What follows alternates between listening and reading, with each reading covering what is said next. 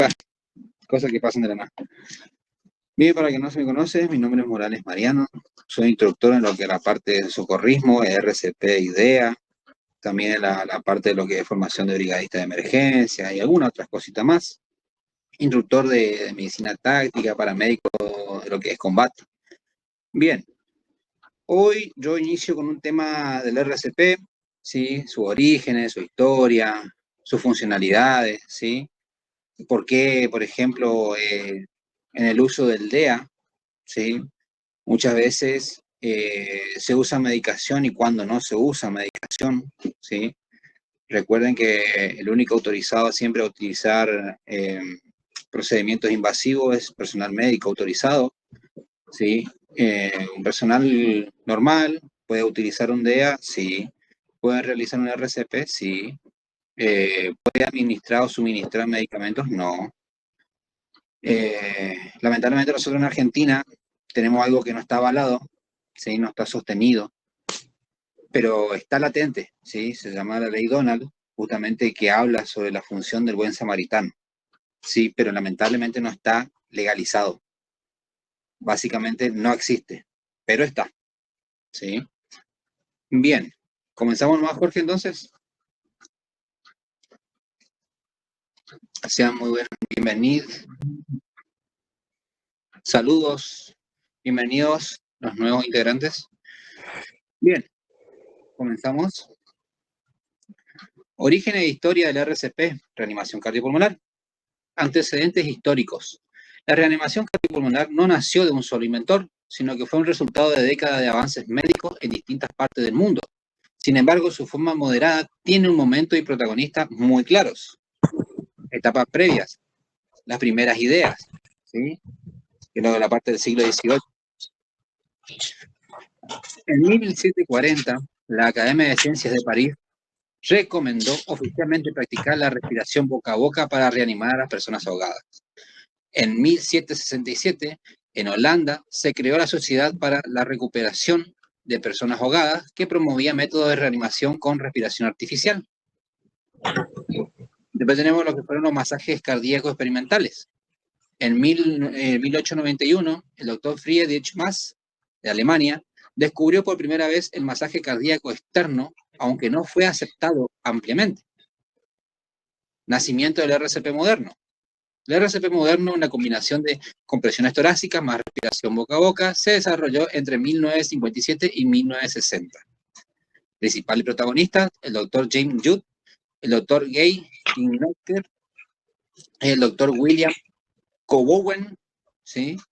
Estos tres médicos de Johns Hopkins University, Estados Unidos, descubrieron que las compresiones torácicas externas podían mantener la circulación de la sangre en pacientes con paros cardíacos. ¿Hay un micrófono prendido, por favor? Si me hacen un grandísimo favor de apagarlo, gracias. Bien. Respiración boca a boca.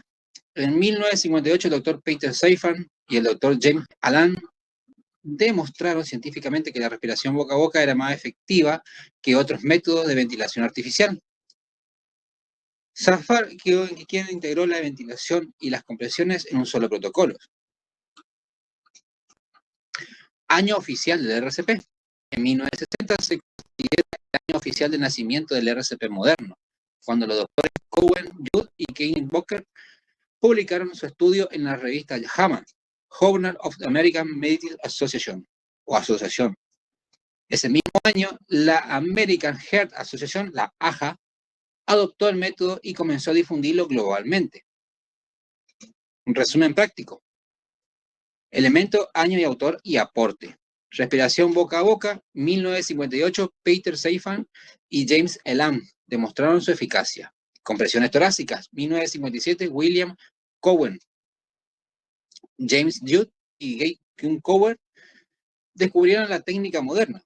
El RCP combina oficialmente en 1960 Cowen, Judd y lo que es Kinnocker.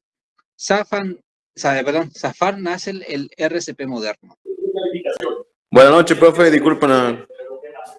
Buenas noches, ¿cómo estamos? Buenas, recién me pude conectar, estaba trabajando. Quería formar parte del taller, pero no tuve tiempo de escribirles para abonarles. Igual puedo estar o...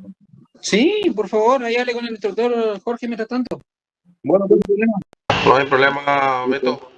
Listo, gracias. Ahí te voy a tener la clase. Disculpe la Bien, molestia. no, por favor, gracias.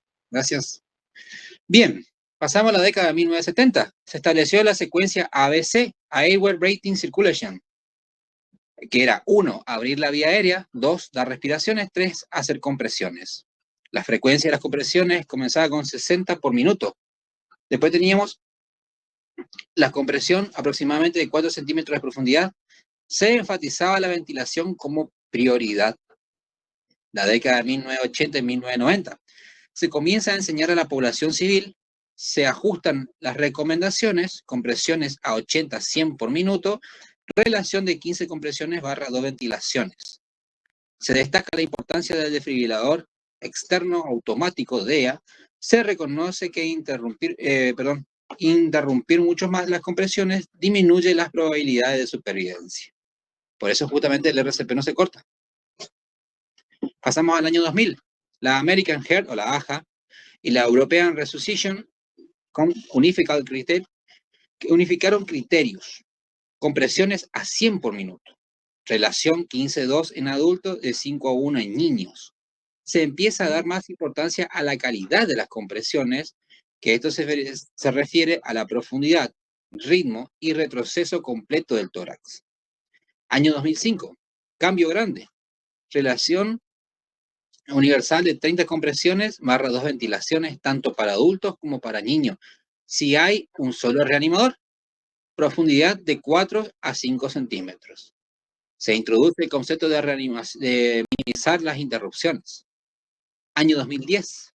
Cambio histórico en el orden. Se pasa de ABC a CAP, o CAB. Es decir, primero las compresiones torácicas, luego vía aérea y respiración. El motivo, priorizar la circulación, ya que la falta de flujo sanguíneo es más crítica al inicio del paro. Año 2015. Se refuerza la idea de las compresiones de alta calidad, frecuencia de 100 a 120 por minuto, profundidad de 5 a 6 centímetros, evitar el hiperventilar, permitiendo el retroceso completo del tórax, reducir las interrupciones al máximo.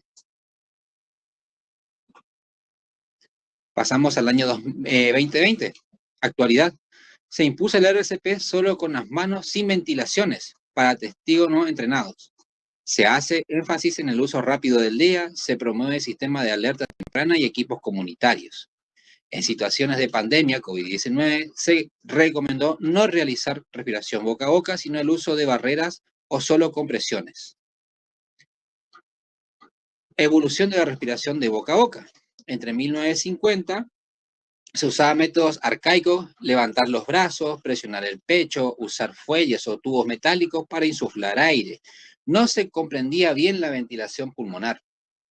1957, Peter Safford y James Elam demostraron científicamente que la respiración boca a boca era eficaz y segura, desplazando los métodos antiguos. Se adoptó oficialmente como parte del RCP combinada.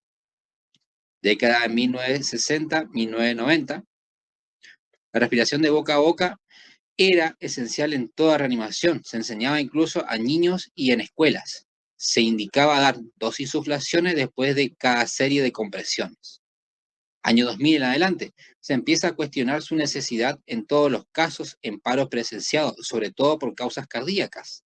Las compresiones solas pueden mantener la oxigenación suficiente al inicio.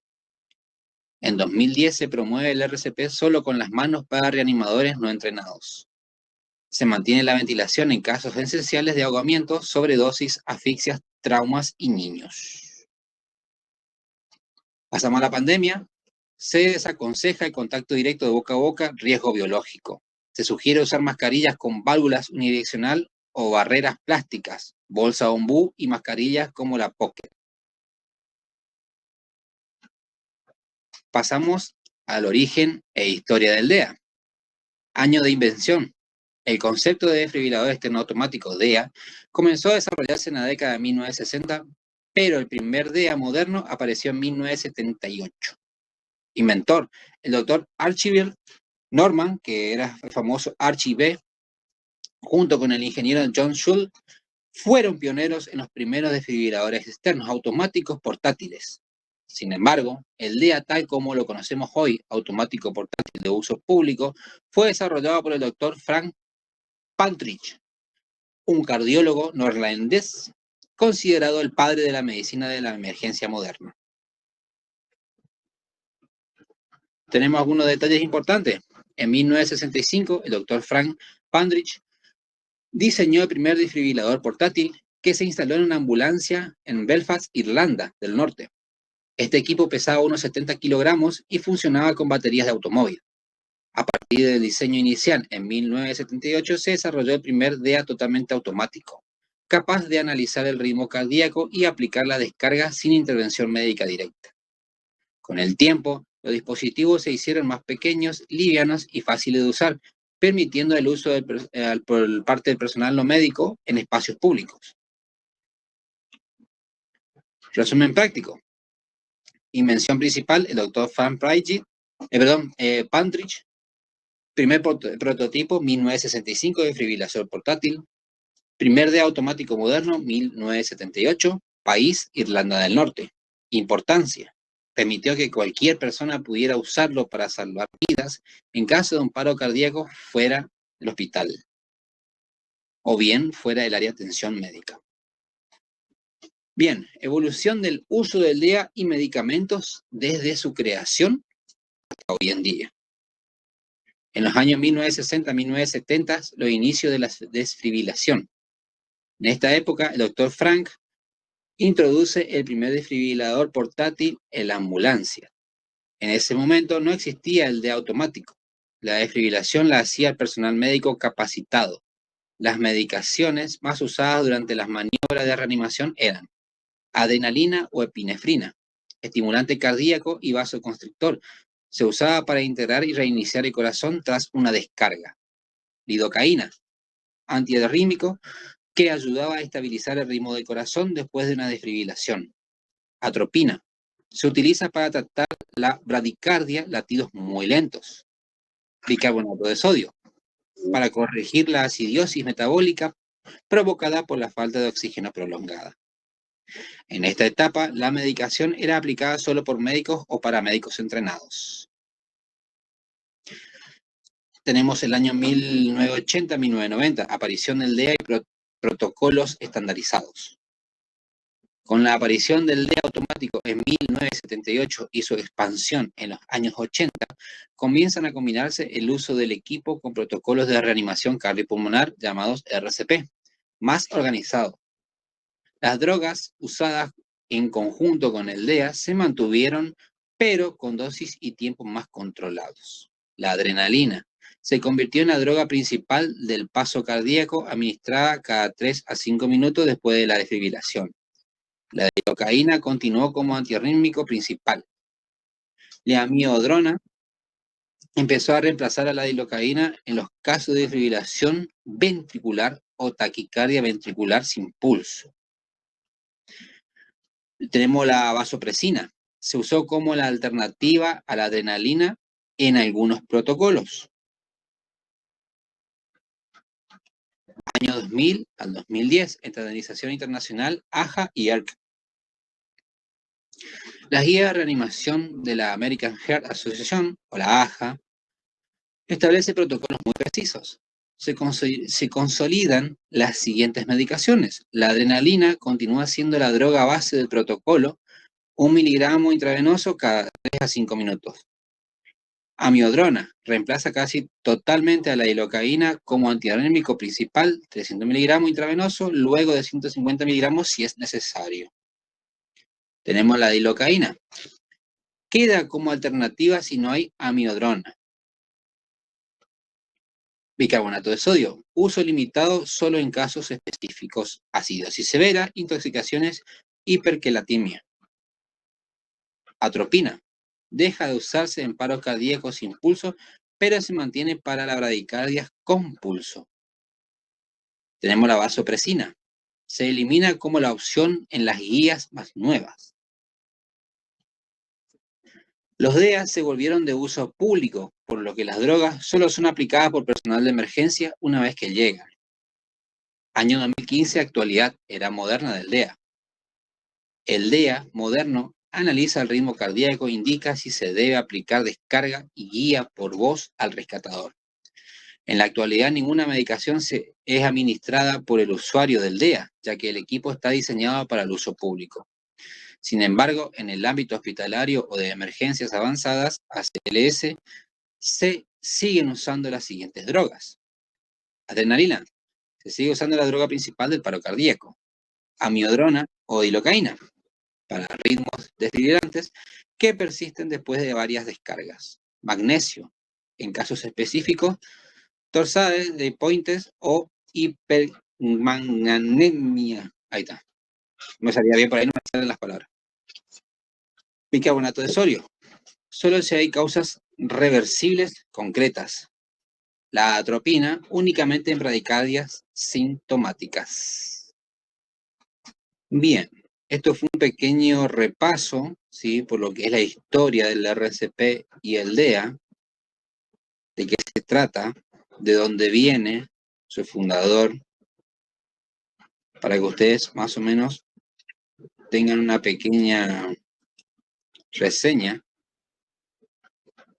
¿Hasta acá tienen alguna consulta, alguna duda? Para darle paso al instructor Duré.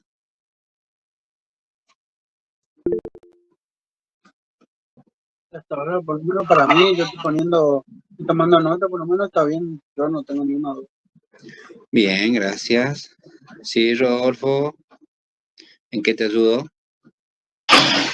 Le consulto al instructor, por ejemplo, acá en el Chaco hay alguna ley que, por el tema del DEA, que en los espacios públicos sí o sí tenga que estar o está reglamentado. Si nos puede decir cuál es, por favor.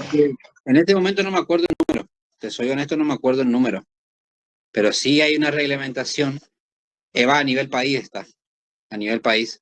Que en todo lugar de concurrencia masiva o eventos, edificios públicos, debe por ley haber un DEA y debe por ley haber personal capacitado para el uso del DEA. En este momento no me estoy acordando el número, porque no me lo acuerdo sinceramente en este momento, pero sí, está reglamentado. Por ejemplo, un banco, casa de gobierno, ¿sí? Una universidad, ¿sí?, deben de tener un DEA, ¿sí?, por reglamentación, porque son, por empezar, edificios públicos y de concurrencia masiva, ¿sí? Cosa que no hay, digamos, porque normalmente siempre llaman a M, viste que las facultades, por ejemplo, instructor, disculpe que le haya interrumpido, por ejemplo, acá la facultad y el otro que conozco, digamos, bueno, por ejemplo, le doy un caso, por ejemplo, acá la facultad es como usted dice, es un establecimiento público y esto no tiene que llamar sí o sí al sistema privado de M para que vengan así, digamos, porque no hay, tampoco hay personal capacitado para justamente para eso, digamos. Bien, Claro, justamente el por número eso de ley, normalmente pasa. Mariano, el número de ley es la 27.159, Ahí con está. su decreto 402/2022. Objetivo de la ley: prevenir la muerte súbita en espacios públicos y o privados de acceso público. Los DEA deben ser aprobados por ATMAC. La ley exige la inscripción del DEA en el Registro Nacional de Desfibriladores Externos Automáticos, RENADEAS, a cargo del Ministerio de Salud. ¿Qué número dijo? ¿Podría repetir? Sí, ya te digo, Carlos, 27.159, con su decreto 402/22. Ahí está. Muy bien. Ahí está lo que me estaba preguntando recién Rodolfo. Por eso les digo, Rodolfo, sí.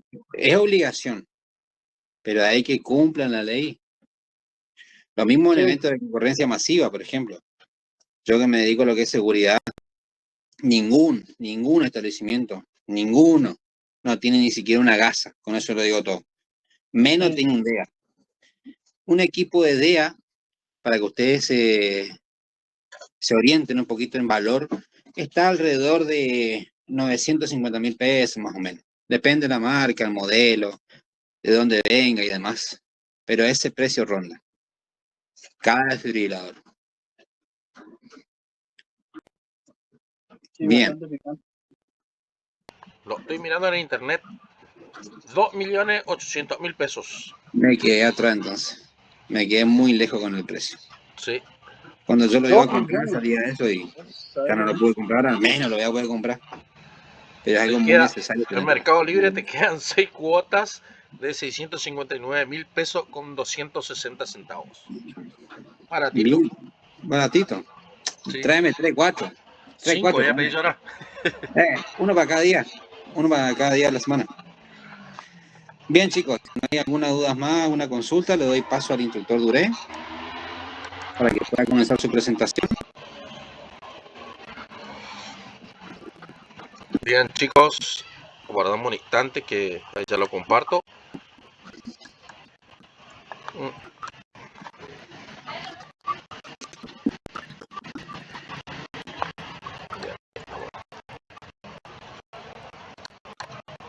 Bien, taller RCP avanzado en adultos.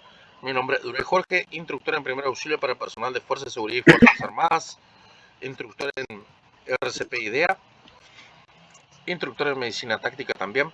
Bien, ¿qué es el RCP avanzado en adultos? La reanimación cardiopulmonar o RCP avanzada es la que incluye la sustitución y restitución de la función del sistema cardiopulmonar, además de incluir el manejo de la vía aérea a través de dispositivos avanzados para la misma, así como la administración de medicamentos, terapia eléctrica, mediante un análisis de ritmo. La nueva técnica de RCP fue desarrollada a los finales de la década del 70, 75 e inicio de la década de los 50 e inicio de los 70. Bueno, esto lo voy a pasar porque ya lo leyó ya el instructor Morales. Bien. Concepto de introducción. El soporte vital avanzado se entiende como un conjunto de actuaciones que incluyen el reconocimiento de la urgencia, la activación del CMU, las maniobras de RCP básico, la desfibrilación con un desfibrilador automático externo DEA o manual, administración de medicamentos e intubación. La mayoría de los paros súbitos no traumáticos en el adulto se deben a la fibrilación ventricular. Estas víctimas se deben también víctimas a la desfibrilación temprana. Junto con el RCP temprano, ha demostrado un gran determinante en la sobrevida. Es de vital importancia mencionar que la mayoría de los sobrevivientes de desfibrilación ventricular reciben desfibrilación inmediata, por lo cual se deduce que es crítico el tiempo que transcurre desde el inicio de la fibrilación ventricular y la desfibrilación. Se ha observado la reanimación con éxito en un 61% de subgrupos seleccionados de víctimas de paro cardiorrespiratorio fuera del hospital cuando se dispone de una persona con conocimiento básico en la RCP. La víctima cuya circulación y respiración ha estado interrumpida durante menos de 4 minutos tiene una buena probabilidad de recuperación total si se administra RCP rápidamente dentro de los 3 a 5 minutos seguidos. Una persona con paro cardiorrespiratorio sin maniobra de RCP en un periodo de 4 a 6 minutos pueden ocurrir los daños cerebral. Después de 6 minutos casi siempre ocurre el daño cerebral irreversible. Por lo expuesto anteriormente, es de vital importancia que la persona que se encuentre más cerca de la víctima reconozca la situación de urgencia e inmediatamente active el llamado al 911 de la línea de emergencia para que baje la ambulancia. Comience lo más pronto posible y de una manera eficaz los pasos del RCP. ¿Qué significa esto?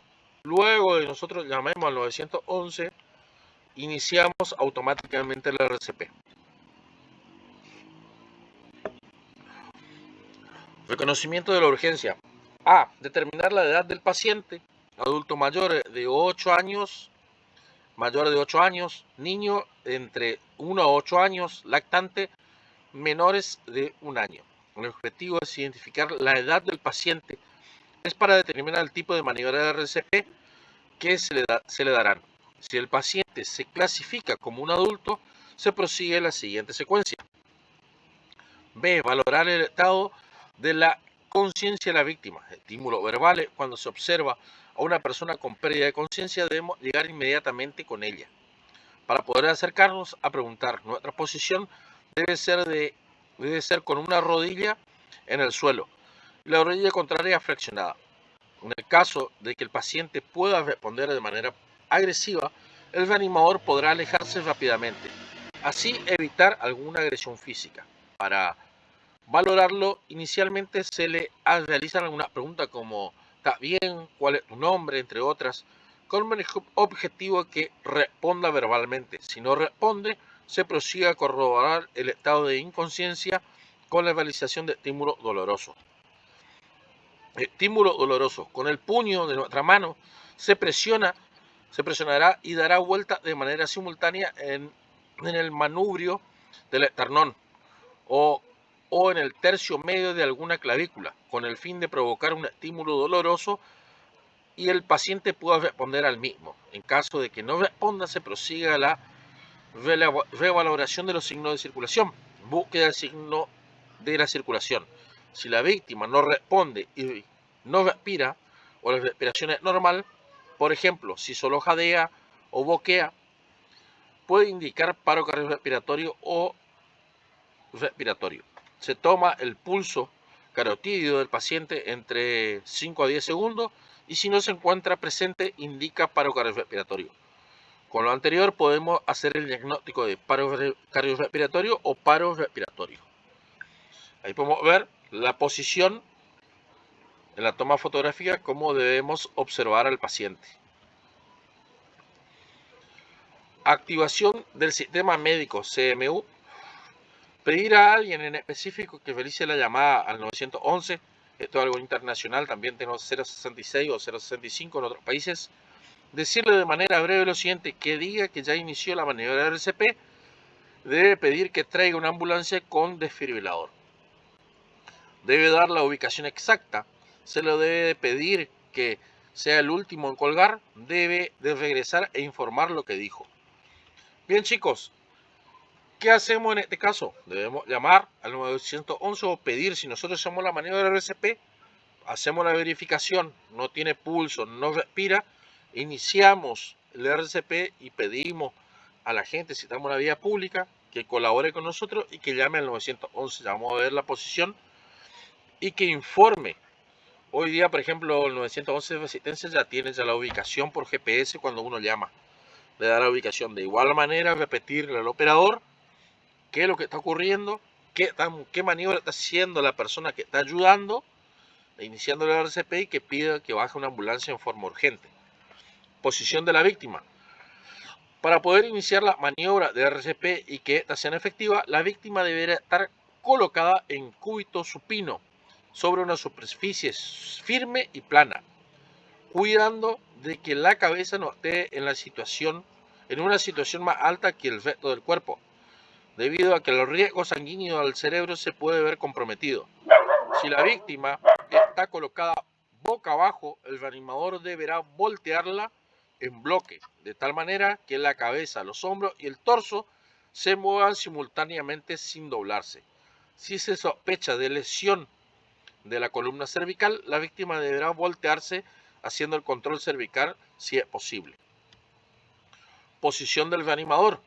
El reanimador deberá de estar colocado a un lado de la víctima, de preferencia a nivel de los hombros, esto con el objetivo de que pueda practicar fácilmente la ventilación artificial y las compresiones torácicas sin tenerse que desplazar de un lado a otro. El reanimador deberá anticiparse a la llegada de un DEA. Si es necesario, deberá estar preparado para trabajar con él cuando llegue. Ciclo de RCP: 30 compresiones, 2 respiraciones, 5 veces. Las respiraciones, las insuflaciones, lo podemos hacer con la bolsa de ombú. Ahora le voy a mostrar un video de cómo se realiza la utilización de la bolsa de ombú, porque hoy con el COVID-19, con el tema de contagio biológico, ya no se hace las insuflaciones. Ahora, si nosotros es un familiar nuestro, nuestra esposa, nuestro hijo, nuestra mamá, nuestro papá, nuestro hermano, podemos llegar a hacer si nosotros queremos. Si es un vecino o en la vía pública lo encontramos, no lo debemos hacer. Son 30 compresiones y 2 insuflaciones. Tenemos una bolsa de bambú, lo hacemos perfecto. Bien. 30, sí, bueno. Se realiza en 2 minutos y se prosigue la revalorización del paciente con los signos de circulación. Sí, le escucho. Jorge, Sí. ahí está la bolsa de bambú. Ah, listo, te están mostrando. Yo Mascarilla, sí, general, que se utiliza justamente, esto viene con una cámara pequeña de aire que se puede reajustar mediante su válvula.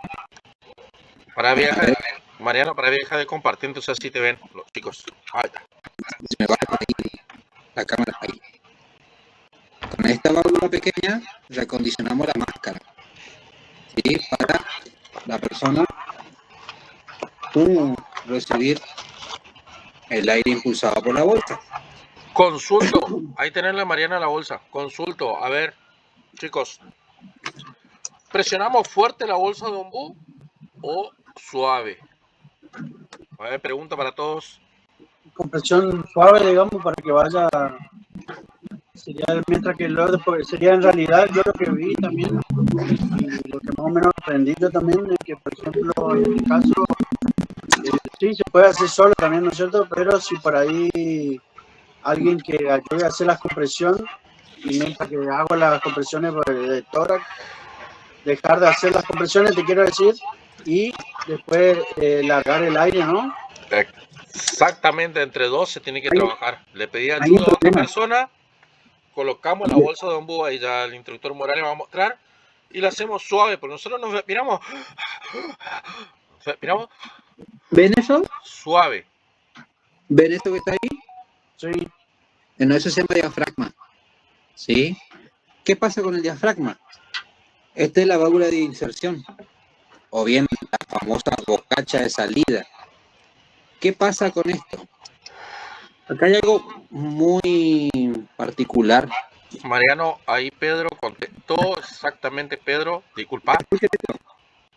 Presión suave con dedo mayor e índice, exactamente. Si nosotros insuflamos demasiado aire de golpe, ¿sí? Y no calculamos la presión que esto lleva, podemos automáticamente provocar una lesión o reventar el pulmón de la persona. ¿Se entiende? No es yo agarro y estoy a lo loco, ¿sí? Porque esto también es un arma de doble filo, ¿sí? En este caso, por ejemplo, yo tengo la mascarilla, fíjense, a mí no me afecta.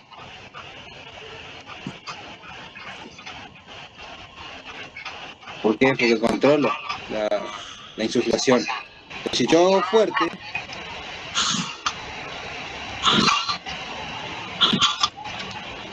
demasiado aire ingresa a la persona, de golpe. ¿Sí? Eso es uno. Dos, hay una mascarilla que se llama tipo pocket, que tiene una válvula de retrasos que nos permite escape del aire, porque esto cuando nosotros colocamos sobre la persona, hacemos una C con la mano, ¿sí? Una C tipo selfie, ¿viste? Presionamos pulgar, palabra, ahí ya se calma. Vamos a hacerlo más práctico. Pulgar a la barbilla, índice a la parte nasal. De esta forma queda presionado y cerrado el circuito de la cámara de la máscara.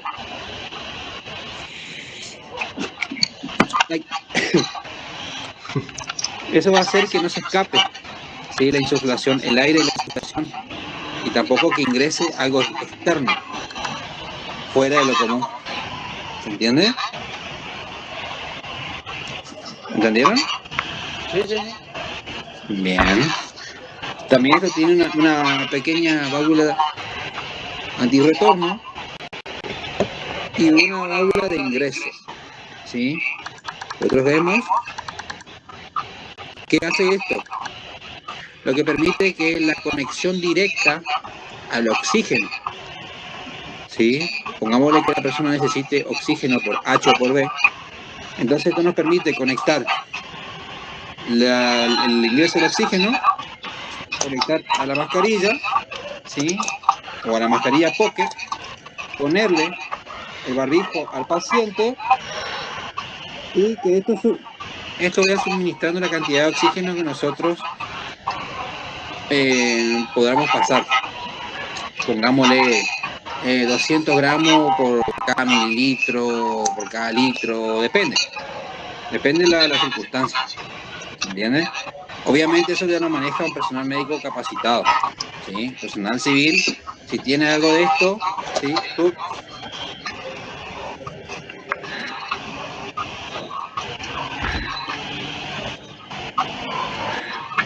Hasta ahí. Esta es toda la transfunción. Esto es algo súper compacto, ¿sí? Ustedes lo ven ahí. Esto se sale, ya se me volvió a quitar y queda de esta forma. Se lo puede llevar en una mochila, en un bolsito, ¿sí? Esta válvula que tenemos acá se llama paso de flujo de aire y regula la cantidad de aire que puede pasar, ¿sí? Ahí tenemos un pase libre, tenemos un pase intermedio. Ahí adentro se tiene que ver cómo se mueve, ¿sí? La velocidad de nuestra respiración o más lento. Y depende de la situación, pero normalmente por la... Ay, se me perdió la aja, ¿sí? Se recomienda solamente que tarde de 5 a 10 segundos, ¿sí? A ver, ya eso más, otra vez. Ay.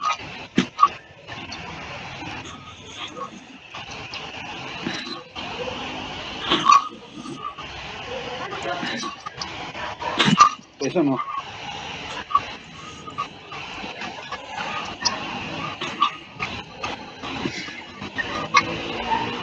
De 5 a 10 segundos aproximadamente. Eso es lo que recomienda la AFA, ¿sí?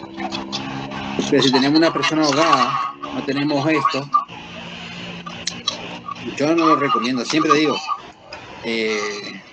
una cosa es lo que una persona haga, particularmente, y otra cosa es lo que sea correcto, ¿sí? La Organización Mundial de la Salud nos recomienda el tema de respiración boca a boca por el tema de la pandemia y enfermedades. Pero si ustedes ven que tienen un familiar que se está ahogando, obviamente, y si no tienen una bolsa bombú, ¿qué vas a hacer? Lamentablemente tienen que hacer la respiración boca a boca. Tu prioridad tiene que ser salvarle la vida a la persona. ¿Se entiende? Eso es lo primordial. Bien. ¿Por qué? Bueno, Mariano, continúa entonces. Bien. Ahí le comparto. Observo si... Me dicen si ya compartió, si pueden ver el PowerPoint. Ahí está. Bien. Ahí tenemos el CAB o ABC. Ahí tenemos C, circulación, compresiones. La técnica de la compresión torácica consiste en comprimir sería rítmicamente sobre la mitad inferior del esternón. Las compresiones serán de un flujo de sangre al incrementar la presión intratorácica y comprimir directamente el corazón. La circulación de la sangre a los pulmones por medio de las compresiones, acompañada de una respiración de rescate, dará una oxigenación adecuada al cerebro y otros órganos vitales. Los pasos a seguir para la compresión torácica son los siguientes. La víctima debe estar colocada en posición de RCP, como dijimos. A continuación, el rescatador se situará con los brazos extendidos perpendicularmente sobre el centro de la caja torácica de la víctima, apoyando el talo de la mano, un talón de la mano, con la que tenga más fuerza en la mitad del inferior del esternón, como vemos en la toma fotográfica. Después se entrelazan los dedos y se cruzan las manos con cuidado de no desplazarse de esa ubicación, siempre sobre la mitad inferior del esternón en la línea media, y manteniendo las manos fuera de los arcos costales, en el que se podrán realizar la compresión torácica de una forma segura. Eso mantiene la fuerza principal de la compresión sobre el esternón y disminuye la probabilidad de fractura de costillas. Los codos deberán de encontrarse fijos, con los brazos extendidos y los hombros colocados directamente sobre las manos, alineado con la línea media de la víctima. El peso natural del cuerpo que cae sobre adelante proporciona la fuerza para comprimir el esternón. El esternón se deberá comprimir 2 pulgadas 5 centímetros en un adulto de tamaño regular. Las compresiones crean un flujo sanguíneo, principalmente al aumentar la presión intratorácica y la compresión directa al corazón. Las compresiones generan un flujo sanguíneo vital y permiten que llegue el oxígeno y energía al corazón y al cerebro. Después de cada compresión se deberá liberar la presión y permitir que el tórax regrese a su posición normal. La compresión arterial durante la compresión torácica es máxima cuando la duración de la compresión es de un 50% del ciclo y el otro 50% de compresión, provocándose hacia un flujo continuo de sangre. La velocidad de la compresión deberá de ser por lo menos 100 compresiones por minuto. Se deberán de separar las manos del tórax de la víctima y se cuidará de no cambiar la posición de la mano durante las compresiones.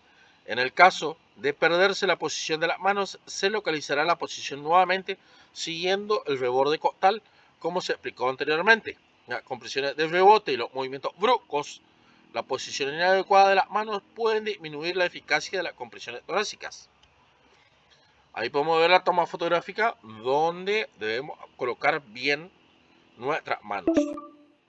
Bien, tenemos 15 minutos, chicos. Igual, abrir la vía aérea. Una vez realizadas las 30 compresiones torácicas, se debe realizar una correcta apertura de la vía aérea con la aplicación de 2 insuflaciones efectivas.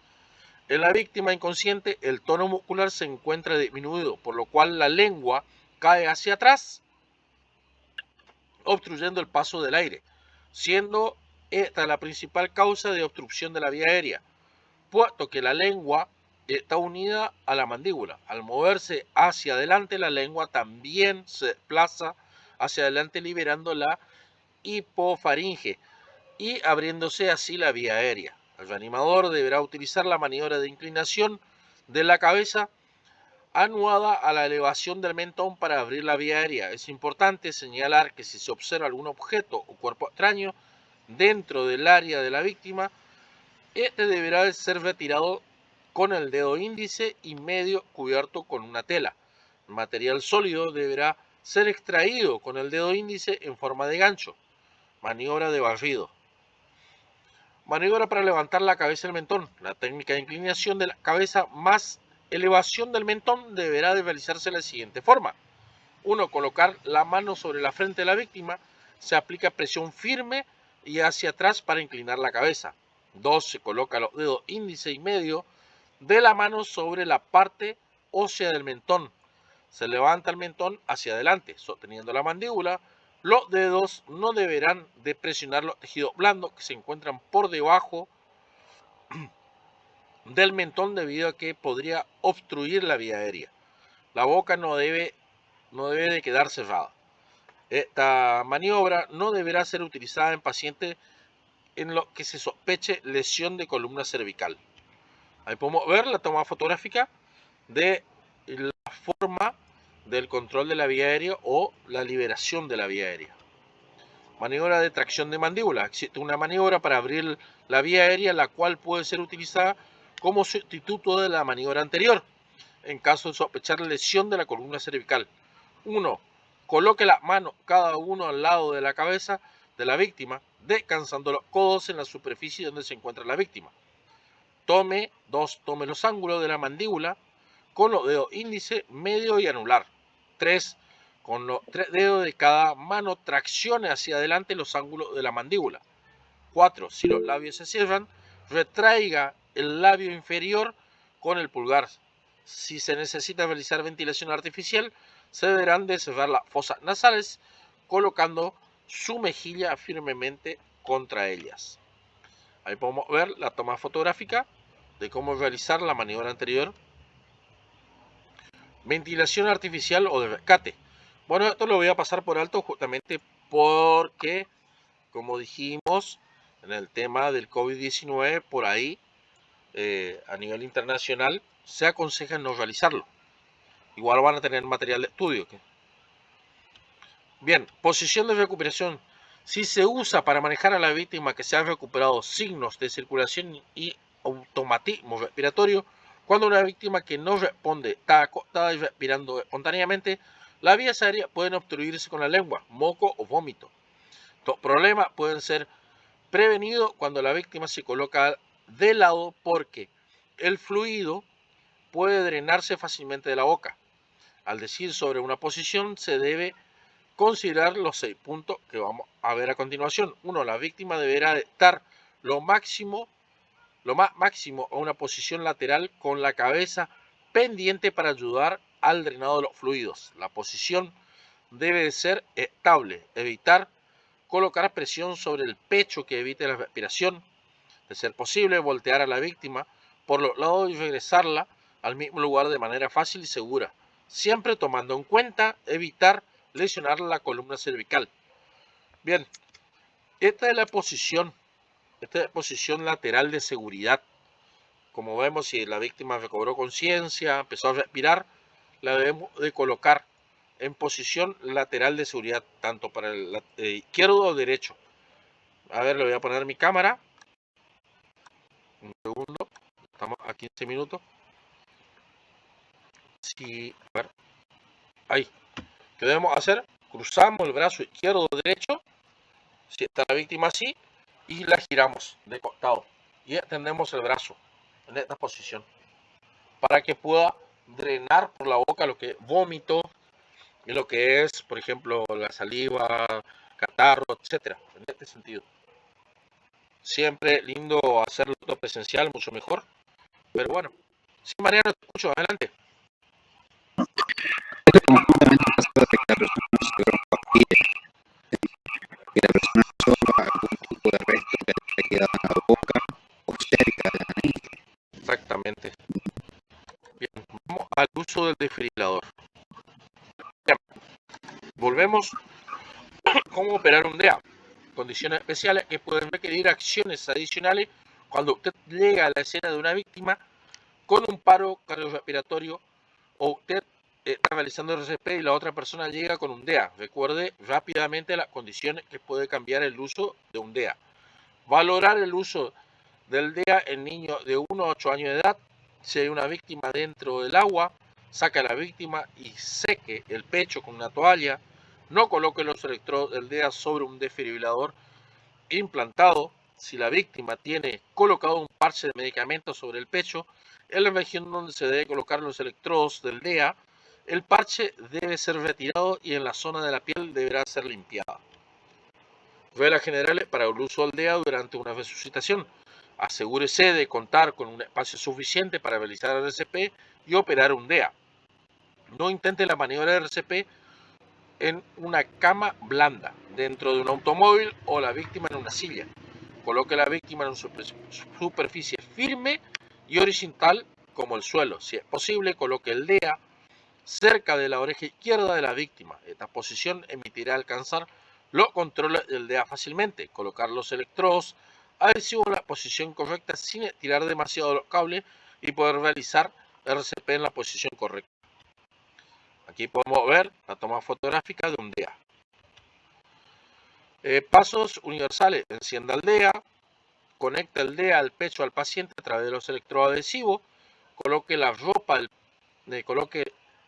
quite la ropa del pecho de la víctima. Saque el pecho de la víctima en caso de ser necesario. Abra el paquete de electrodos que se encuentra en la funda del maletín del DEA. Coloque los electrodos adhesivos sobre el pecho de la víctima. Despliegue el plástico protector de los electrodos. Coloque los electrodos en el DEA con la superficie adhesiva sobre la piel del pecho desnudo de la víctima. Coloque los electrodos tales y como se muestra en la envoltura. El primer electrodo se coloca en la parte derecha y arriba del pecho, justo al lado del esternón, entre el pecho y la clavícula. El segundo electrodo se coloca en la parte izquierda y bajo sobre el pecho, justo hacia afuera del pezón izquierdo. Ahí vemos la toma fotográfica de la colocación del los electrodos del DEA, los parches con sus electrodos. Analiza el ritmo. Cuando analice el ritmo, detenga la compresión torácica, anuncie que nadie toca al paciente, deferible si está indicando que nadie toca a la víctima mientras se carga el DEA, prepare para descargar, anunciado a todos, verificando visualmente que nadie esté en contacto con la víctima. El RCP avanzado en adulto y en pediátrico, presione el botón de desfibrilación. A ver, chicos, le colocamos a la víctima los parches del electrodo, encendemos el DEA y el DEA empieza a analizar el cuerpo. Cuando analiza el cuerpo no debemos tocarlo. Una vez que analizó y detecta que no hay, ¿cómo es?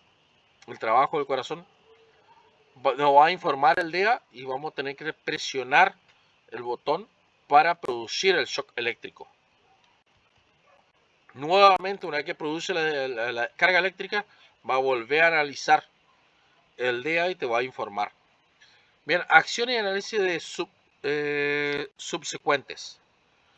Deje los electrodos del DEA conectados a la víctima. Si el corazón de la víctima ya no presenta desfibrilación ventricular, taquicardia ventricular sin pulso, el DEA emitirá la señal de carga no indicada. Y revise los signos de circulación del pulso. Revise los signos y continúe realizando el RCP. Si la víctima está respirando adecuadamente y toma pulso, colóquela en posición de recuperación y monitoree su respiración hasta que llegue personal de emergencia, o sea, la ambulancia. Si la víctima no está respirando, pero tiene pulso, comience con respiración de rescate. Revise el pulso cada minuto. Si la víctima no está respirando y no tiene pulso, continúe la maniobra del RCP. Cuidados que deben después de las descargas. No deje los electrodos conectados al pecho de la víctima y el DEA encendido. No quite los electrodos ni apague el DEA hasta que se lo indique el personal de los servicios de urgencias o emergencias médicas. La víctima puede sufrir un nuevo paro cardíaco y el DEA debe estar conectado y encendido para detectar esta situación. Se debe realizar de 3 a 5 segundos, seguido de una desfibrilación en caso de que indique el DEA. Si el paciente no responde, se prosigue a la administración del medicamento, pero este ya en el caso de que haya un paramédico entrenado o el personal médico en el lugar. Mariano, avísame cuando estamos llegando al final, por favor. Estamos en 5 minutos, Jorge. ¿Querés pararle y hacemos una segunda parte? Sí.